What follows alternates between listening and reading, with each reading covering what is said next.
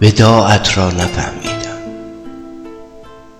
در آن لحظه به جز تصویر زیبایت و جز تکرار بیرحمانه آغوش غمبارت هیچ چیزی را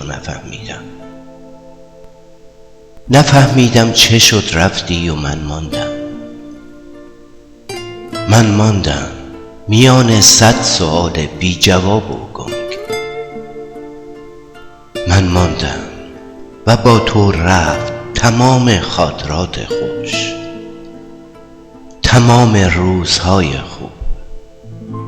واسه سفرهایی که دیگه نمیریم، عکسایی که قسمت نمیشه بگیریم، واسه هر یقینی که توانش شک نیست، واسه خاطره هایی که مشترک نیست،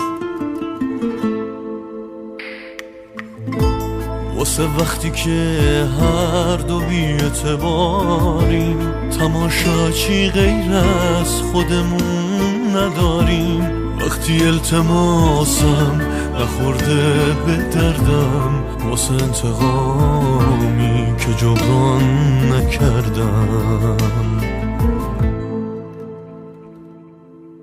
میخوای باز بسوزم، میخوای کوه یخشم، کمک کن خودمو ببخشم. میخوای باز بسوزم، میخوای کوه یخشم، کمک کن خودمو ببخشم.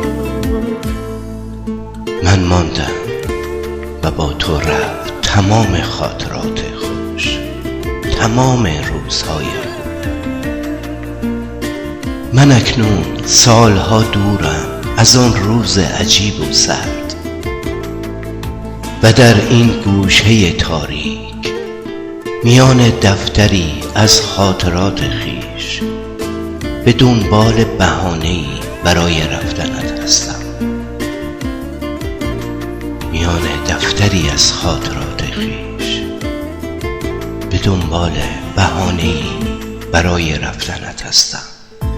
واسه باوری که از این زندگی رفت، واسه عشقی که بی خدا حافظی رفت، پشیمونی و این غم بی سر و تش، واسه حرفایی که نرسید موقعش، واسه روزایی که تو قهر اسیرم، تو رو خط بوسیدن قرض میگیرم، تمومش کنیم سالها سست و دورم، بده کارم این رفتن و به غرورم.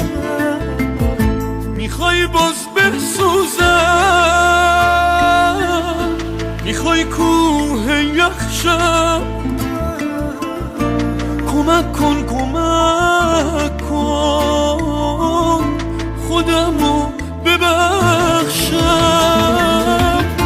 میخوای باز بسوزم، میخوای کوه یخشم،